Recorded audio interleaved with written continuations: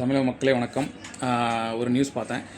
அதில் வந்து பார்த்திங்கன்னா, விடுதலை சிறுத்தைகள் கட்சியோட நிர்வாகி ஒருவர் வந்து தன்னுடைய குழந்தை மற்றும் பிற குழந்தைகள் வந்து மன ரீதியாகவும் உளவியல் ரீதியாகவும் பாதிக்கப்பட்டிருக்காங்க அப்படின்னு சொல்லி ஒரு வழக்கு விஜய் மேலே தொடர்ந்துருக்காங்க அப்படின்னு. அது என்னென்னு பார்த்திங்கன்னா, விஜய் அவர்கள் தேர்தல் பிரச்சாரத்தின் போது குழந்தைகளை வந்து விஜய் மாமாவுக்கு ஓட்டு போடுங்க அப்படின்னு சொல்லி தன்னுடைய பெற்றோர்களை வற்புறுத்தணும் அப்படின்னு சொன்னதாக வழக்கு. இது நான் என்ன சொல்ல விரும்புகிறேன்னா, இது நான் எதுவுமே நியாயப்படுத்த விரும்பலை. அவங்கவுங்க குழந்தைகளுக்கு இருக்க பிரச்சனை அவங்களுக்கு தான் தெரியும். அது கரெக்டு தான். பட் ஆனால் நம்ம எதிர்காலத்தில் இந்த மாதிரி விஷயங்களை எப்படி ஹேண்டில் பண்ணலாம் அப்படின்னு நான் சொல்கிறேன் பாருங்கள்.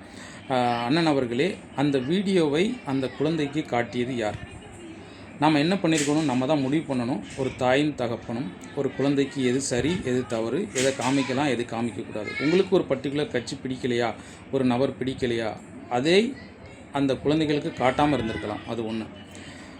ரெண்டாவது பார்த்திங்கன்னா, இந்த தேர்தல் சம்பந்தமான எந்த ஒரு விஷயங்களுமே ஒரு குழந்தையால் எது சரி எது கெட்டது அப்படின்னு முடிவெடுக்க முடியாது. நம்ம அவங்களுக்கு சொல்லிக் கொடுக்கலாம் எது சரி எது தவறுன்னு.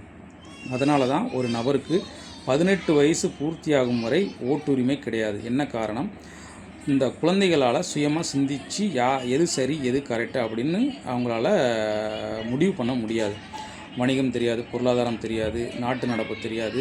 இந்த நிறைய விஷயங்கள், அரசியல் சமூகம் சம்பந்தமான விஷயங்கள் தெரியாத காரணத்தினால் அவங்களுக்கு வந்து ஓட்டுரிமை 18 வயசு வரைக்கும் வழங்கப்படலாம்.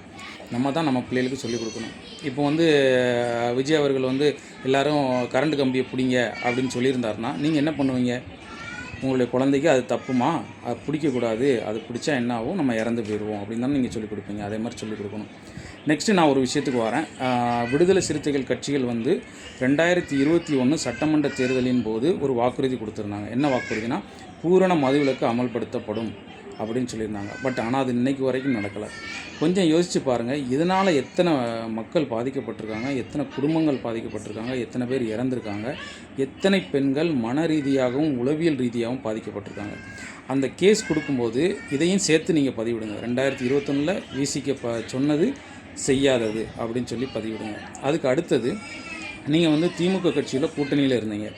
நீட் தேர்வு ரத்து செய்யப்படும் அப்படின்னு ஒரு வாக்குறுதி கொடுத்துருந்தாங்க. அந்த நீட் தேர்வு ரத்து செய்யப்படாததுனால எத்தனை பேர் மன ரீதியாகவும் உளவியல் ரீதியாகவும் பாதிக்கப்பட்டிருக்காங்க, எத்தனை குழந்தைகள் பாதிக்கப்பட்டிருக்காங்க, எத்தனை பேர் இறந்துருக்காங்க, தற்கொலை செஞ்சுருக்காங்க. இந்த பரீட்சையில் பாஸ் பண்ண முடியாமல் பரீட்சை எழுத முன்னக்கூட்டியே பயத்தால் எத்தனை பேர் இறந்துருக்காங்க. இதெல்லாம் தயவுசெய்து போடுங்க. எல்லா மக்களையும் காமனாக பாருங்கள். எல்லாருக்கும் ஏத்தாப்பில் வழக்கு போடுங்க அப்படின்னு நான் உங்களை கேட்டுக்கிறேன். ரொம்ப நன்றி. தேங்க்யூ.